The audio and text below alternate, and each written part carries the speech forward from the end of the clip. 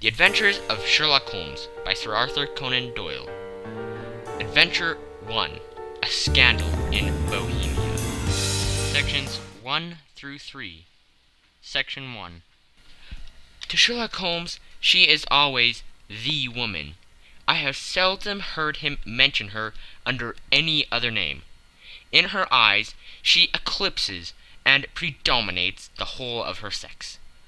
It was not that he felt any emotion akin to love for Irene Adler. All emotions, and that one particularly, were abhorrent to his cold, precise, but admirably balanced mind. He was, I take it, the most perfect reasoning and observing machine that the world has seen. But as a lover, he would have placed himself in a false position. He never spoke of the softer passions, save with a jibe and a sneer. They were admirable things for the observer, excellent for drawing the veil from men's motives and actions. But for the trained reasoner to admit such intrusions into his own delicate and finely adjusted temperament was to introduce a distracting factor which might throw a doubt on all his mental results. Grit in a sensitive instrument, or a crack in one of his own high-powered lenses, would not be more disturbing than a strong emotion in a nature such as his. And yet there was but one woman to him, and that woman was the late Irene Adler, of dubious and questionable memory. I have seen little of Holmes lately. My marriage had drifted us away from each other. My own complete happiness and the home-centered interests which rise up around the man who first finds himself master of his own establishment were sufficient to absorb all my attentions, while Holmes, who loathed every form of society with his whole Bohemian soul, remained in our lodgings in Baker Street.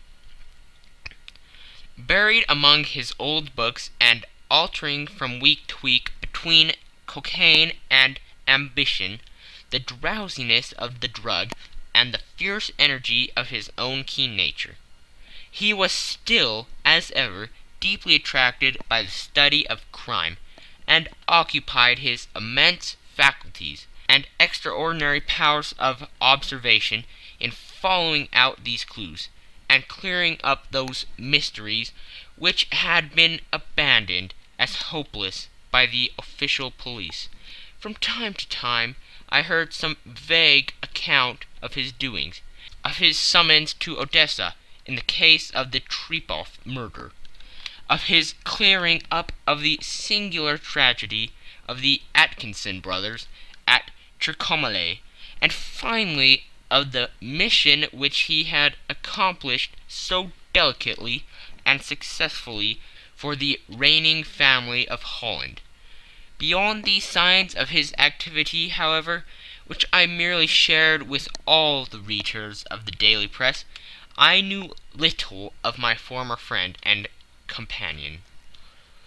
One night, it was on the 20th of March, 1888, I was returning from a journey to a patient, for I had now returned to civil practice, when my way led me through Baker Street.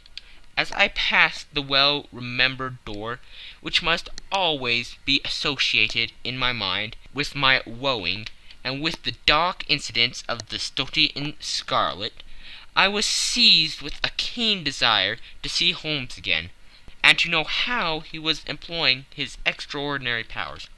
His rooms were brilliantly lit, and even as I looked up I saw his tall, spare figure pass twice in a dark silhouette against the blind. He was pacing the room, swiftly, eagerly, with his head sunk upon his chest and his hands clasped behind him. To me, who knew his every mood and habit, his attitude and manner, told their own story. He was at work again. He had risen out of his drug-created dreams, and was hot upon the scent of some new problem. I rang the bell, and was shown up to the chamber, which had formerly been in part my own. His manner was not effusive. It seldom was. But he was glad, I think, to see me. With hardly a word spoken, but with a kindly eye, he waved me an armchair, threw across his case of cigars, and indicated a spirit case and a gasogene in the corner. Then he stood before the fire and looked me over in his singular, introspective fashion. "Wedlock suits you," he remarked. "I think, Watson, that you have put on 7.5 pounds since I saw you." "7!" I answered. "Indeed, I should have thought a little more, just a trifle more, I fancy, Watson. And in practice again, I observe. You did not tell me that you intended to go into harness." "Then how do you know?" "I see it. I deduce it. How do I know that you have been getting yourself very wet lately, and that you have a most clumsy and careless servant girl?" "My dear Holmes," said I, "this is too much. You would certainly have been burned had you lived a few centuries ago. It is true that I had a country walk on Thursday, and came home in a dreadful mess. But as I have changed my clothes, I can't imagine how you deduce it. As to Mary Jane, she is incorrigible, and my wife has given her notice. But there again I fail to see how you work it out." He chuckled to himself, and rubbed his long, nervous hands together. "It is simplicity itself," said he. "My eyes tell me that on the inside of your left shoe, just where the firelight strikes it, the leather is scourged by 6 almost parallel cuts. Obviously they have been caused by someone who has very carelessly scraped around the edges of the soles in order to remove crusted mud from it. Hence you see my double deduction, that you have been out in vile weather, and that you have a particularly malignant, boot-slitting specimen of the London slave. As to your practice, if a gentleman walks into my room smelling of iodine, with a black mark of nitrate of silver upon his right forefinger, and a budge on the right side of his top hat, to show where he has secreted his stethoscope, I must be dull indeed, if I did not pronounce him to be an active member of the medical profession." I could not help laughing at the ease with which he examined his process of deduction. "When I hear you give your reasons," I remarked, "the thing always appears to me to be so ridiculously simple that I could easily do it myself, though at each successive instance of your reasoning I am baffled until you explain your process. And yet I believe that my eyes are as good as yours." "Quite so," he answered, lighting a cigarette, and throwing himself down into an armchair. "You see, but you do not observe. The distinction is clear. For example, you have frequently seen the steps which lead up from the hall to this room?" "Frequently." "How often?" "Well, some hundred of times." "Then how many are there?" "How many? I don't know." "Quite so. You have not observed, and yet you have seen. That is just my point. Now I know that there are 17 steps, because I have both seen and observed. By the way, since you are interested in these little problems, and since you have been good enough to chronicle one or two of my trifling experiences, you may be interested in this." He threw over a sheet of thick, pink-tinted notepaper, which had been lying upon the table.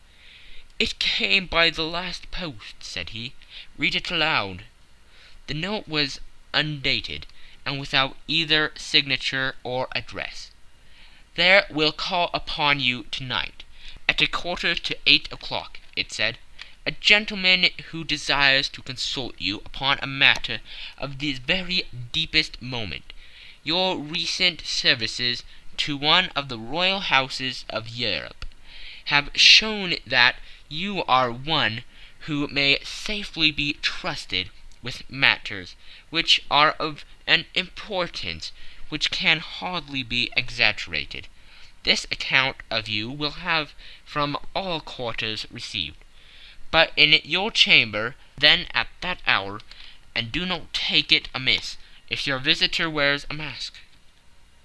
"This is indeed a mystery," I remarked. "What do you imagine that it means?" "I have no data yet. It is a capital mistake to theorize before one has data. Insensibly one begins to twist facts to suit theories, instead of theories to suit facts. But the note itself, what do you deduce from it?" "I certainly examined the writing, and the paper upon which it was written." "The man who wrote it was presumably well-to-do," I remarked, endeavoring to imitate my companion's process. "Such paper could not be bought under half a crown a packet. It is peculiarly strong and stiff." "Peculiar, that is the very word," said Holmes. "It is not an English paper at all. Hold it up to the light." I did so, and saw a large E with a small g, a P, and a large G with a small t woven into the texture of the paper. "What do you make of that?" asked Holmes. "The name of the maker, no doubt, or his monogram, rather." "Not at all. The G with a small t stands for Gesellschaft, which is German for company. It is a customary contraction like our CO. P, of course, stands for paper. Now for the EG. Let us glance at our continual gazetteer." He took down a heavy brown volume from his shelves. Eglots. Here we are. Egeria. It is in a German-speaking country in Bohemia, not far from Carlsbad, remarkably as being the scene of the death of Wallenstein, and for its numerous glass factories and paper mills. Ha, my boy, what do you make of that?" His eyes sparkled, and he sent up a great blue triumphant cloud from his cigarette. "The paper was made in Bohemia," I said. "Precisely. And the man who wrote the note is a German. Do you note the particular contraction of the sentence, 'This account of you we have from all quarters received'? A Frenchman or Russian could not have written that. It is the German who is so unconscious to his verbs. It only remains, therefore, to discover what is wanted by this German, who writes upon Bohemian paper and prefers wearing a mask to showing his face. And here he comes, if I am not mistaken, to resolve all our doubts." As he spoke, there was the sharp sound of horses' hoofs, and the grating wheels against the curb, followed by a sharp pull at the bell. Holmes whistled. "A pair by the sound," said he. "Yes," he continued, glancing out of the window, "a nice little Brahmin, and a pair of beauties, 150 guineas apiece. There's money in this case, Watson, if there is nothing else. I think that I had better go, Holmes." "Not a bit, Doctor. Stay where you are. I am lost without my Boswell, and that promises to be interesting. It would be a pity to miss it. But your client, never mind him. I may want your help, and so may he. Here he comes. Sit down in that armchair, Doctor, and give us your best attention." A slow and heavy step, which had been heard upon the stairs and in the passage, paused immediately outside the door. Then there was a loud and authoritative tap. "Come in," said Holmes. A man entered who could hardly have been less than 6 feet 6 inches in height, with the chest and limbers of a Hercules. His dress was rich with a richness which would, in England, be looked upon as akin to bad taste. Heavy bands of astrakhan were slashed across the sleeves and fronts of his double-breasted coat, while the deep blue coat, which was thrown over his shoulders, was lined with flame-colored silk and secured at the neck with a brooch, which consisted of a single flaming beryl. Boots which extended halfway up his calves, and which were trimmed at the tops with rich brown fur, completed the impression of barbaric opulence, which was suggested by the whole appearance.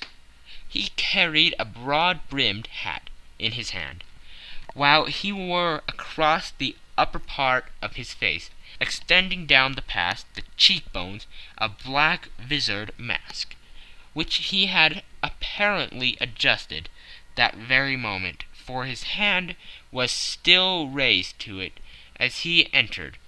From the lower part of the face he appeared to be a man of strong character, with a thick hanging lip, and a long, straight chin suggestive of resolution, pushed to the length of obstinacy. "You had my note?" he asked, with a deep, harsh voice, and a strongly marked German accent. "I told you that I would call." He looked from one to the other of us, as if uncertain which to address. "Pray take a seat," said Holmes. "This is my friend and colleague, Dr. Watson, who is occasionally good enough to help me in my cases. Whom have I the honor to address?" "You may address me as Count von Kramm, a Bohemian nobleman. I understand that this gentleman, your friend, is a man of honor and discretion, whom I may trust with a matter of the most extreme importance. If not, I should much prefer to communicate with you alone." I rose to go, but Holmes caught me by the wrist and pushed me back into my chair. "It is both or none," said he. "You may see before this gentleman anything which you may say to me." The Count shrugged his broad shoulders. "Then I must begin," said he, "by binding you both to absolute secrecy for 2 years. At the end of that time the matter will be of no importance. At present it is too much to say that it is of such weight it may have an influence upon European history." "I promise," said Holmes. "And I." "You may excuse this mask," countered our strange visitor. "The august person who employs me wishes his agent to be unknown to you, and I may confess at once that the title by which I have just called myself is not exactly my own." "I was aware of it," said Holmes dryly. "The circumstances are of great delicacy, and every precaution has to be taken to quench what might grow to be an immense scandal, and seriously compromise one of the reigning families of Europe. To speak plainly, the matter implicates the great house of Austrian hereditary kings of Bohemia." "I was also aware of that," murmured Holmes, setting himself down in his armchair, closing his eyes. Our visitor glanced with some apparent surprise at the rigid, longing figure of the man, who had been no doubt depicted to him as the most incisive reasoner, a most energetic agent in Europe. Holmes slowly reopened his eyes, and looked impatiently at his gigantic client. "If your Majesty would condescend to state your case," he remarked, "I should be better able to advise you." The man sprang from his chair, and paced up and down the room in uncontrollable agitation. Then, with a gesture of desperation, he tore the mask from his face and hurled it upon the ground. "You are right!" he cried. "I am the king. Why should I attempt to conceal it?" "Why, indeed?" murmured Holmes. "Your Majesty had not spoken before. I was aware that I was addressing William Gottrich Sigmund von Armstrong, Grand Duke of Kassel-Flatzin, and hereditary King of Bohemia." "But you can understand," said our strange visitor, sitting down once more and passing his hand over his high white forehead. "You can understand that I am not accustomed to doing such business in my own person, that I could not confide it to an agent without putting myself in his power. I have come incognito from Prague, from the purpose of consulting you." "Then pray consult," said Holmes, shutting his eyes once more. "The facts are briefly these. Some 5 years ago, during a lengthy visit to Warsaw, I made the acquaintance of the well-known adventuress Irene Adler. The name is no doubt familiar to you?" "Kindly look her up in my index, doctor," murmured Holmes, without opening his eyes. For many years he had adopted a system of docking all paragraphs concerning men and things, so that it was difficult to name a subject or a person on which he could not at once furnish information. In this case I found her biography sandwiched in between that of Hebrew rabbi and that of staff commander, who had written a monograph upon the deep-sea fishes. "Let me see," said Holmes. Born in New Jersey in the year 1858. Contrito. Let Scala. Prima donna Imperial Opera of Warsaw. Yes! Retired from the operatic stage. Ha! Living in London. Quite so, your Majesty. As I understand, become entangled with this young person, wrote her some comprising letters, and is now desirous of getting these letters back." "Precisely so. But how?" "Was there a secret marriage?" "None." "No legal papers or certificates?" "None." "Then I fail to follow your Majesty. If this young person should produce her letters from blackmailing or other purposes, how is she to prove their authenticity?" "There is writing." "Pooh! Forgery." "My private notepaper." "Stolen." "My own seal." "Imitated." "My photograph." "Bought." "We were both in the photograph." "Oh dear, that is very bad. Your Majesty has indeed committed an indiscretion." "I was mad, insane." "You have compromised yourself seriously." "I was only Crown Prince then. I was young. I am but 30 now." "It must be recovered." "We have tried and failed." "Your Majesty must pay. It must be bought." "She will not sell." "Stolen, then." 5 attempts have been made. Twice burglars in my pay ransacked her house. Once we diverted her luggage when she travelled. Twice she had been waylaid. There has been no result. "No sign of it?" "Absolutely none." Holmes laughed. "It is quite a pretty little problem," said he. "But a very serious one to me," returned the king, reproachfully. "Very indeed. What does she propose to do with the photograph?" "To ruin me." "But how?" "I'm about to be married." "So I have heard." "To Claudia Lorman von Saxe-Montenegrin, second daughter of the King of Scandinavia. You may know the strict principles of her family. She is herself the very soul of delicacy. A shadow of a doubt as to my conduct would bring the matter to an end." "And Irene Adler?" "Threatens to send him a photograph. And she will do it. I know that she will do it.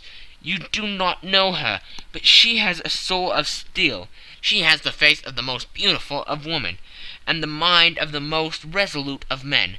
Rather than I should marry another woman, there are no lengths to which she would not go. None." "You are sure that she has not sent it yet?" "I am sure." "And why?" "Because she has said that she would send it on the day when the betrothal was publicly proclaimed. That would be next Monday." "Oh, then we have 3 days yet," said Holmes with a yawn.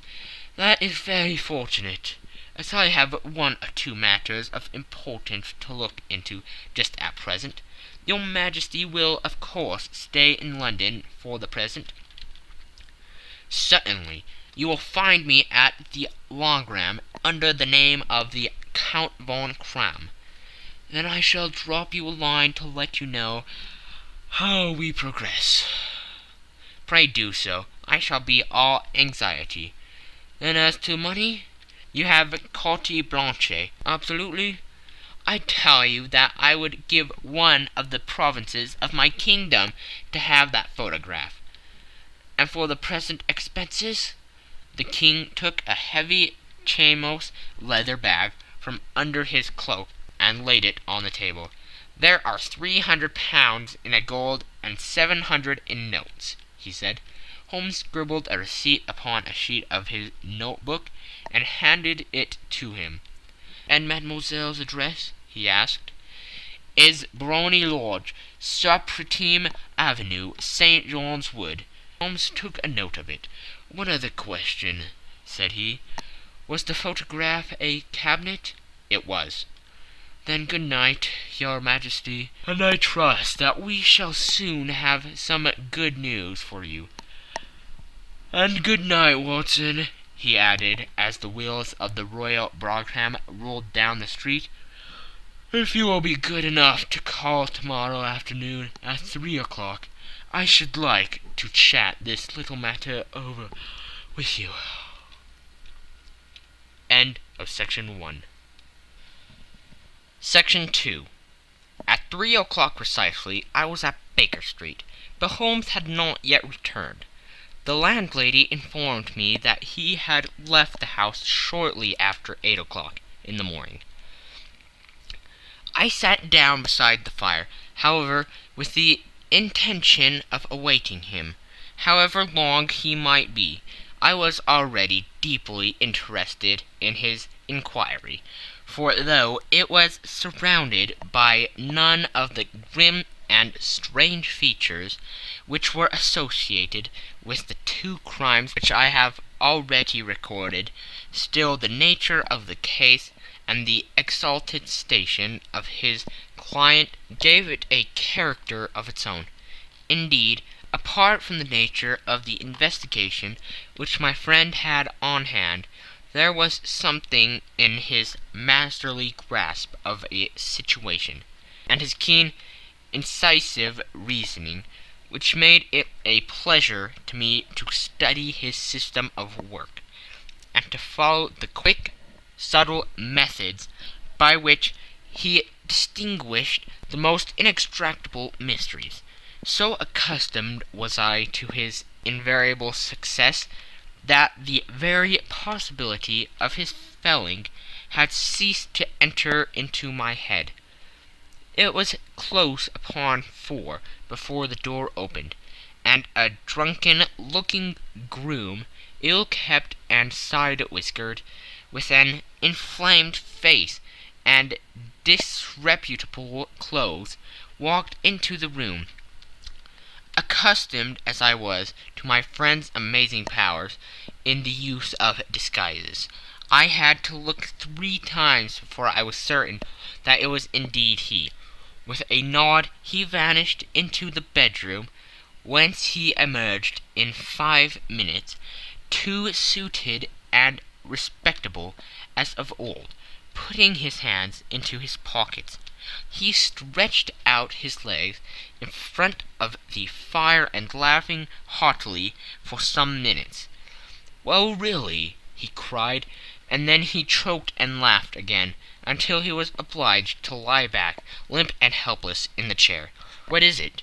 "It's quite too funny. I am sure you could never guess how I employed my morning, or what I ended by doing." "I can't imagine. I suppose that you have been watching the habits and perhaps the house of Miss Irene Adler?" "Quite so, but the sequel was rather unusual. I will tell you, however. I left the house a little after 8 o'clock this morning, in the character of a groom, out of work. There is a wonderful sympathy and freemasonry among horsey men, but one of them, and you will know all that there is to know, I soon found Brotny Lodge. It is a Bazille villa, with a garden at the back, but built on it right up to the road, 2 stories, Chubb lock to the door, large sitting room on the right side, well furnished with long windows almost to the floor, and those prosperous English window fasteners which a child could open. Behind there was nothing remarkable, save the passage window could be reached from the top of the coach-hill.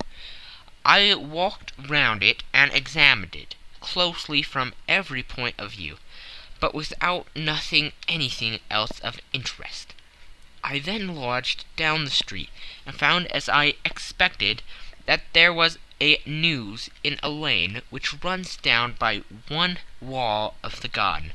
I went the ostlers a hand in rubbing down their houses, and received in exchange 2 pence, a glass of half and half, 2 fills of shag tobacco, and as much information as I could desire about Miss Adler, to say nothing of half a dozen other people in the neighbourhood, in whom I was not in the least interested, but whose biographies I was compelled to listen to. "And what of Irene Adler?" I asked. "Oh, she has turned all the men's heads down in that part. She is the daintiest thing under a bonnet on the planet.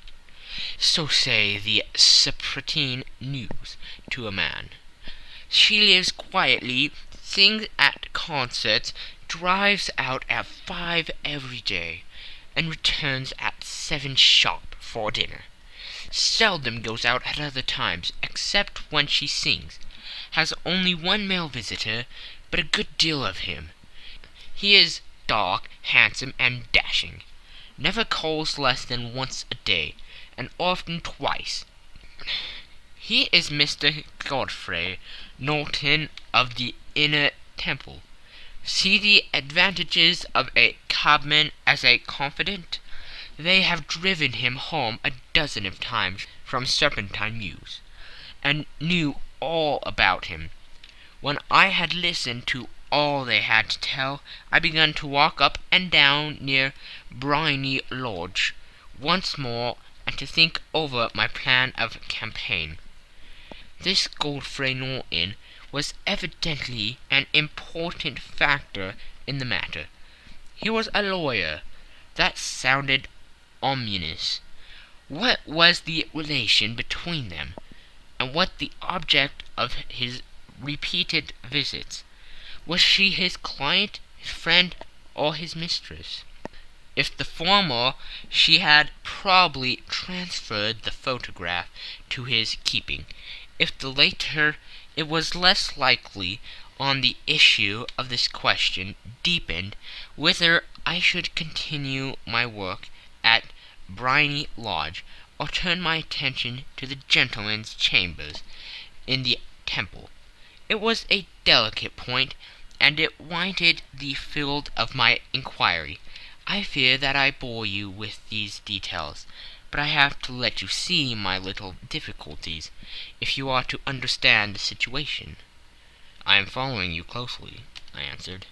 I was still balancing the matter in my mind, when a hansom cab drove up to Briony Lodge, and a gentleman sprang out. He was a remarkably handsome man, dark, aquiline, and moustached, evidently the man of whom I have heard. He appeared to be in a great hurry, shouted to the cabman to wait, and brushed past the maid, who opened the door with the air of a man who was thoroughly at home.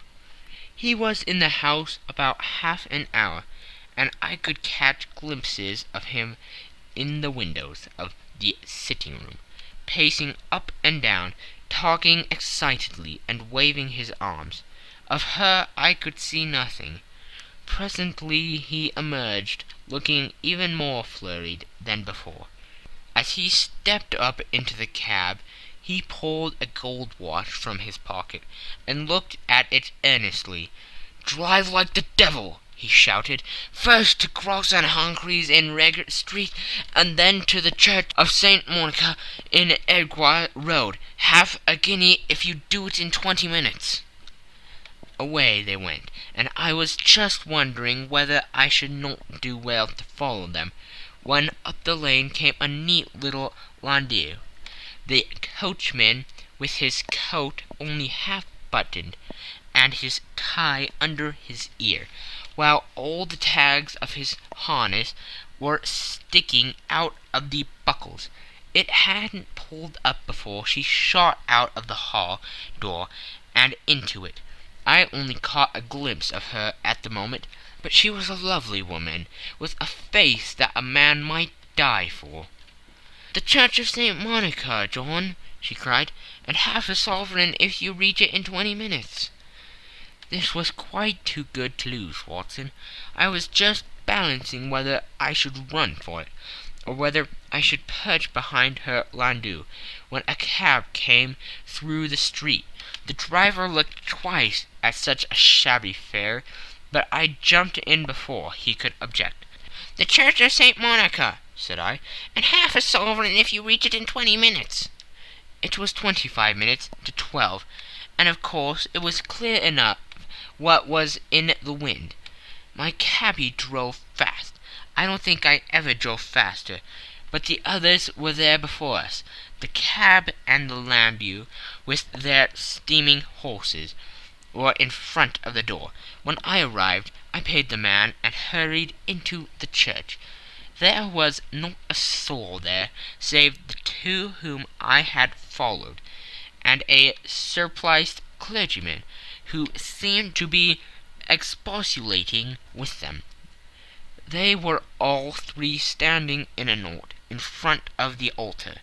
I longed up the side aisle like any other idler who has dropped into a church. Suddenly, to my surprise, the three at the altar faced round to me, and Godfrey Norton came running as hard as he could toward me. "Hank," he cried, "you'll do. Come, come." "What then?" I asked. "Come, man, come, only 3 minutes, or it won't be legal." I was half dragged up to the altar, and before I knew where I was, I found myself mumbling responses which were whispered in my ear, and vouching for things of which I knew nothing, and generally assisting in the secure tying up of Irene Adler, spinster, to Godfrey Norton, bachelor. It was all done in an instant, and there was the gentleman thanking me on the one side and the lady on the other, while the clergyman beamed on me in front. It was the most preposterous position in which I ever found in my life, and it was the thought of it that startled me into laughing just now.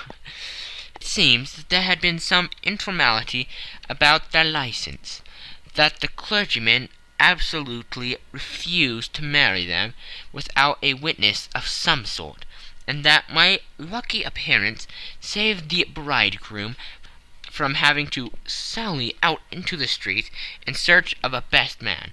The bride gave me a sovereign, and I mean to wear it on my watch chain in memory of the occasion. "That is a very unexpected turn of affairs," said I. "And what then?" "Well, I found my plans very seriously menaced. It looked as if the pair might take an immediate departure, and so necessity very prompt and energetic measures on my part. At the church door, however, they separated, he driving back to the temple, and she to her own house. "I shall drive out into the park at 5 as usual," she said, as she left him. I heard no more. They drove away in different directions, and I went off to make my own arrangements. "Which are?" "Some cold beef and a glass of beer," he answered, ringing the bell. "I have been too busy to think of food, and I am likely to be bustier still this evening.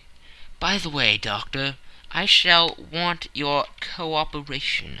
"I shall be delighted." "You don't mind breaking the law?" Not in the least.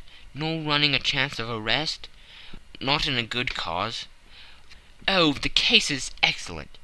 Then I am your man. I was sure that I might rely on you. But what do you wish? When Miss Turner has brought in the tray, I will make it clear to you now, he said, as he turned hungrily on the simple fare that our landlady had provided. I must discuss it while I eat, for I have not much time. It is nearly 5 now. In 2 hours we must be on the scene of action. Miss Irene, or Madame, rather, returns from her drive at 7. We must be at Briony Lodge to meet her. And what then? You leave that to me. I have already arranged what is to occur. There's only one point on which I must insist. You must not interfere, come what may. You understand? I'm to be neutral, to do nothing whatever. There will probably be some small unpleasantness. Do not join in it. It will end in my being conveyed into the house. 4 or 5 minutes afterwards, the sitting-room window will be open. You are to station yourself close to that open window. Yes, you are to watch me, for I have been visible to you. Yes, when I raise my hand, so, you will throw into the room what I give you to throw, and will, at the same time, raise the cry of "Fire!" You quite follow me? Entirely. It is nothing more formidable, he said, taking a long cigar-shaped roll from his pocket. It is an ordinary plumber's smoke rocket, fitted with a cap at either end, to make it self-lighting. Your task is confined to that. When you raise your cry of "Fire!" it will be taken up by quite a number of people. You may then walk to the end of the street, and I will rejoin you in 10 minutes. I hope that I have made myself clear. I am to remain neutral, to get near the window, to watch you, and at your signal to throw this object, then to raise the cry of "Fire!" and to wait you at the corner of the street. Precisely. Then you may entirely rely on me? That is excellent. I think, perhaps, it is almost time that I prepare for the new rôle I have to play. He disappeared into his bedroom, and returned in a few minutes, in the character of an amiable and simple-minded nonconformist clergyman. His broad black hat, his baggy trousers, his white tie, his sympathetic smile, and general look of peering and benevolent curiosity were such as Mr. John Hare alone could have equalled. It is not merely that Holmes changed his costume. His expression, his manner, his very soul seemed to vary every fresh part that he assumed. The stage lost a fine actor, even as science lost an acute reasoner when he became a specialist in crime. It was 6:15 when we left Baker Street, and it still wanted 10 minutes to the hour, when we found ourselves in Serpentine Avenue. It was already dusk, and the lamps were just being lighted as we paced up and down in front of Briony Lodge, waiting for the coming of its occupant. The house was just such as I had pictured it from Sherlock Holmes's succinct description, but the locale appeared to be less private than I expected. On the contrary, for a small street in a quiet neighborhood, it was remarkably animated.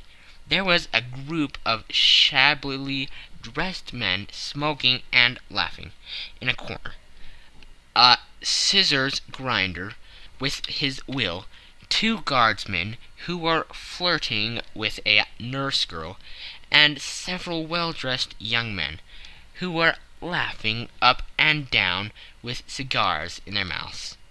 "You see," remarked Holmes, as we passed to and fro in front of the house, "this marriage rather simplifies matters. The photograph becomes a double-edged weapon now.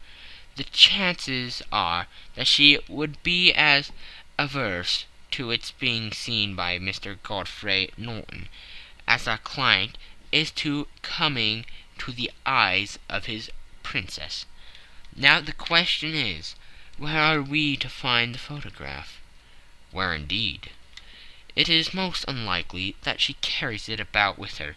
It is cabinet size, too large for easy concealment about a woman's dress.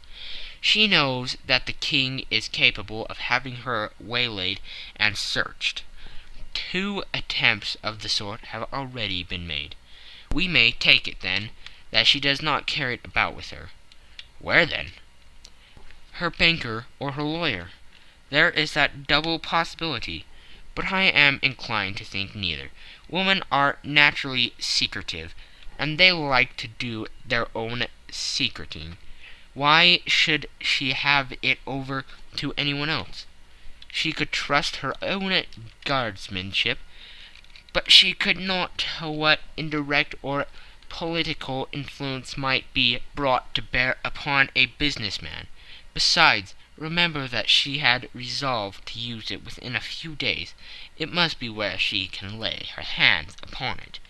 It must be in her own house." "But it has twice been burgled." "Pshaw! They did not know how to look." "But how will you look?" "I will not look." "What then?" "I will get her to show me." "But she will refuse." "She will not be able to. But I hear the rumble of wheels. It is her carriage. Now carry out my orders to the letter." As he spoke, the gleam of the side-lights of a carriage came round the curve of the avenue. It was a smart little landau, which rattled up to the door of Bohemia Lodge.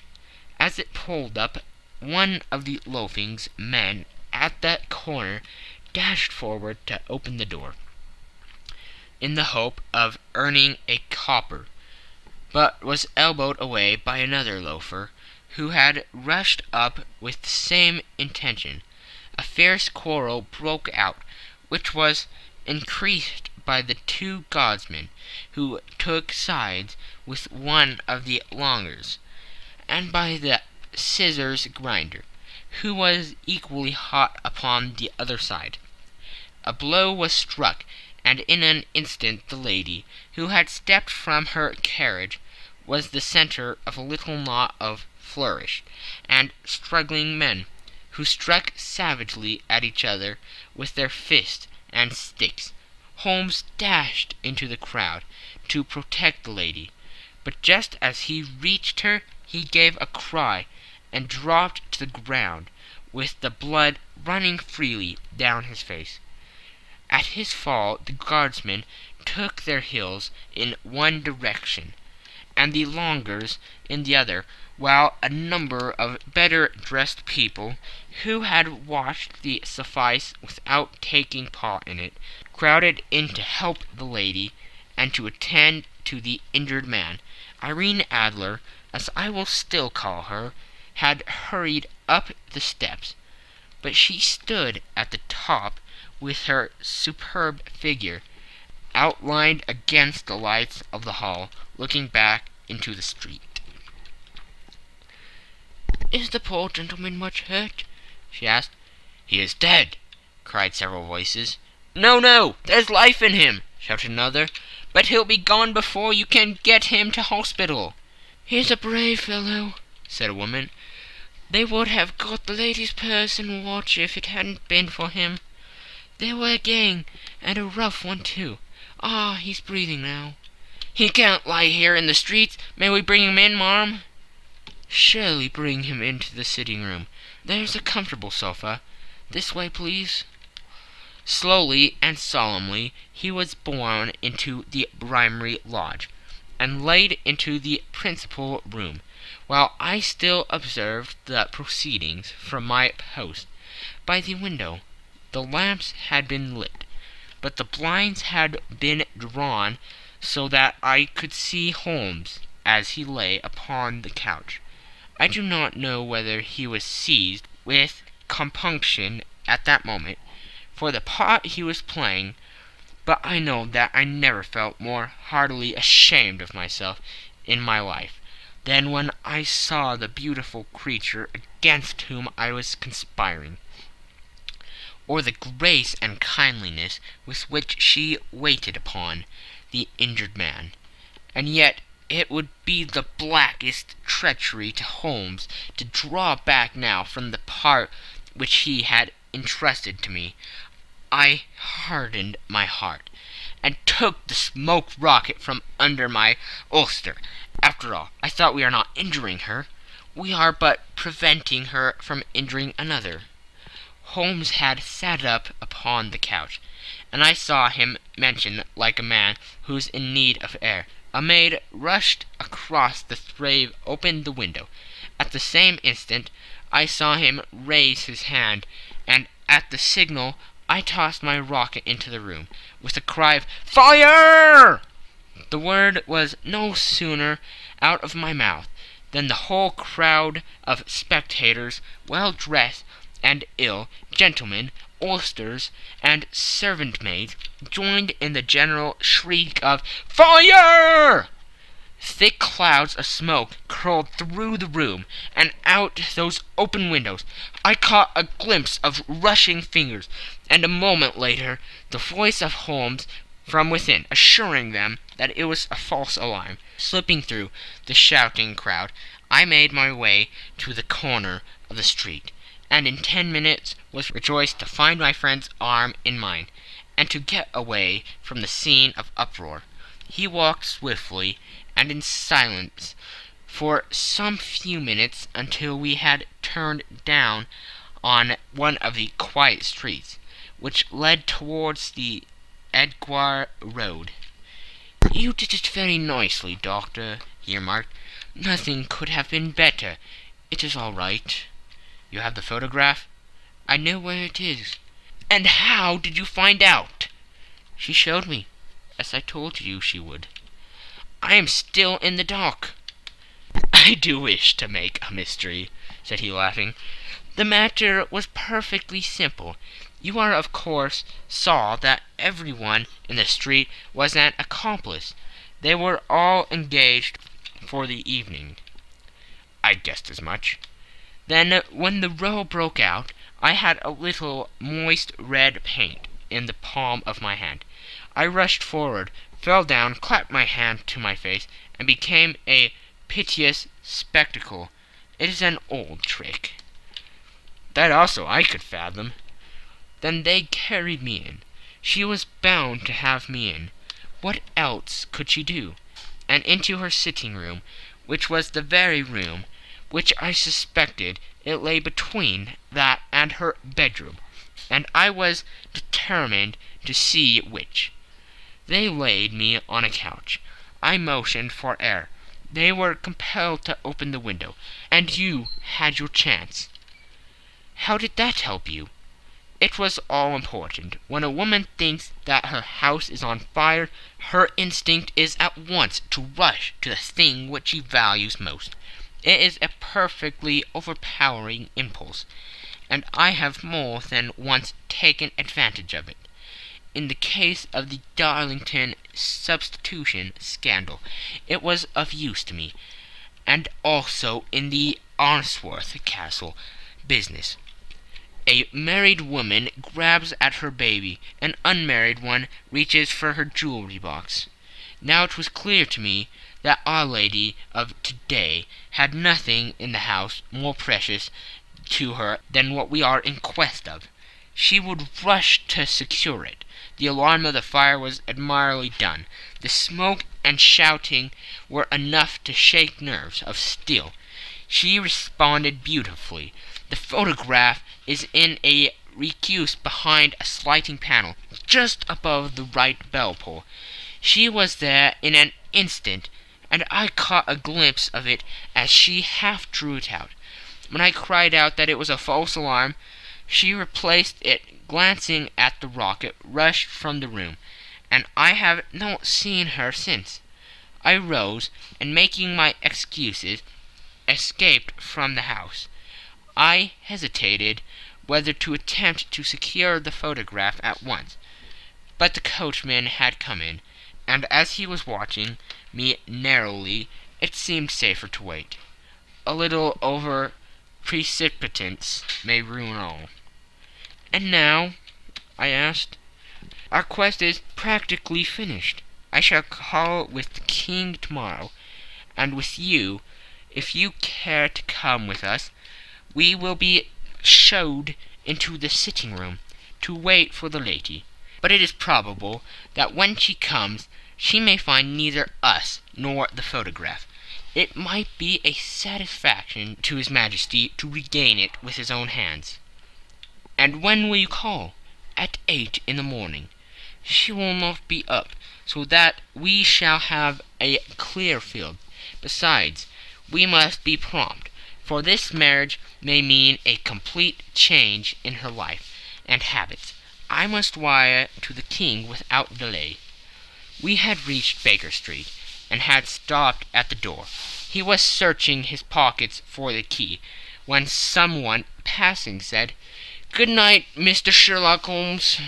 There were several people on the pavement at the time, but the greeting appeared to come from a slim youth in an ulster who had hurried by. "I've heard that voice before," said Holmes, starting down the dimly lit street. "Now I wonder who the deuce that could have been." End of Section 2. Section 3. I slept at Baker Street that night, and we were engaged upon our toast and coffee in the morning, when the King of Bohemia rushed into the room. "You have really got it?" he cried, grasping Sherlock Holmes by either shoulder, or looking eagerly into his face. "Not yet. But you have hopes?" "I have hopes." "Then come. I am all impatience to be gone." "We must have a cab." "No, my brougham is waiting." "Then that will simplify matters." We descended, and started off at once more for Bombay Lodge. "Irene Adler is married," remarked Holmes. "Married? When?" "Yesterday." "But to whom?" "To an English lawyer named Norton." "But she could not love him." "I am in hopes that she does." "And why in hopes?" "Because it would spare your Majesty all fear of future annoyance. If the lady loves her husband, she does not love your Majesty. If she does not love your Majesty, then there is no reason why she should interfere with your Majesty's plan." "It is true, and yet, well, I wish she had been of my own station. What a queen she would have made." He relapsed into a mood silence, which was not broken until we drew up in Serpentine Avenue. The door of Bohemia Lodge was open, and an elderly woman stood up the steps. She watched us with a sardonic eye as we stepped from the brougham. "Mr. Sherlock Holmes, I believe," said she. "I am Mr. Holmes," answered my companion, looking at her with a questioning and rather startled gaze. "Indeed, my mistress told me that you were likely to call. She left this morning with her husband by the 5:15 train from Charing Cross for the Continent." "What?" Sherlock Holmes staggered back with the chagrin and surprise. "Do you mean that she has left England?" "Never to return." "And the papers?" asked the king hoarsely. "All is lost." "We shall see." He pushed past the servant and rushed into the drawing-room, followed by the king and myself. The furniture was scattered about in every direction, with the dismantled shelves and open drawers, as if the lady had hurriedly ransacked them before her flight. Holmes rushed at the bell-pull, tore back a small sliding shutter, and plunging in his hand, pulled out a photograph and a letter. The photograph was of Irene Adler herself, in evening dress. The letter was superseded to Sherlock Holmes, ESQ, to be left till called for. My friend tore it open, and we all three read it together. It was dated midnight of the preceding night, and ran in this way. My dear Mr. Sherlock Holmes, you really did it well. You took me in completely. Until after the alarm of fire I had not a suspicion. But then, when I found how I had betrayed myself, I began to think. I had been warned against you months ago. I had been told that if the king employed an agent, it would certainly be you, and your address had been given me. Yet, with all this, you made me reveal what you wanted to know. Even after I became suspicious, I found it to think evil of such a dear, kind old clergyman. But you know I have been trained as an actress myself. Male costume is nothing new to me. I often take advantage of the freedom which it gives. I sent John the coachman to watch you, ran upstairs, got into my walking clothes, as I call them, and came down just as you departed. Well, I followed you to your door, and so made sure that I was really an object of interest to the celebrated Mr. Sherlock Holmes. Then I rather imprudently wished you good night, and started for the Temple to see my husband.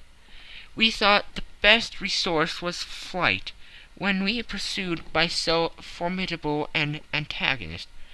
So you will find the nest empty when you call tomorrow. As to the photograph, your client may rest in peace. I love and am loved by a better man than he.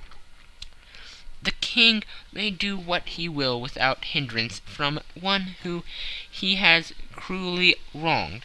I keep it only to safeguard myself, and to preserve a weapon which will always secure me from any steps which he might take in the future. I leave a photograph which he might care to possess, and I remain, dear Mr. Sherlock Holmes, very truly yours, Irene Norton, née Adler. "What a woman! Oh, what a woman!" cried the King of Bohemia, when we had all three read this epistle. "Did I not tell you how quick and resolute she was? Would she not have made an admirable queen? Is it not a pity that she was not on my level?" "From what I have seen of the lady, she seems indeed to be on a very different level to you, Majesty," said Holmes coldly. "I am sorry that I have not been able to bring your Majesty's business to a more successful conclusion." "On the contrary, my dear sir," cried the King, "nothing could be more successful. I know that her word is inviolate. The photograph is now as safe as if it were in the fire." "I am glad to hear your Majesty say so." "I am immensely indebted to you. Pray tell me in what way I can reward you. This ring—" He slipped an emerald snake ring from his finger and held it out upon the palm of his hand. "Your Majesty has something which I should value even more highly," said Holmes. "You have but to name it. The photograph!" The King stared at him in amazement. "Irene's photograph!" he cried. "Certainly, if you wish it." "I thank your Majesty. Then there is no more to be done in the matter. I have the honor to wish you very good morning." He bowed and turned away without observing the hand which the King had stretched out to him. He set off in my company for his chambers.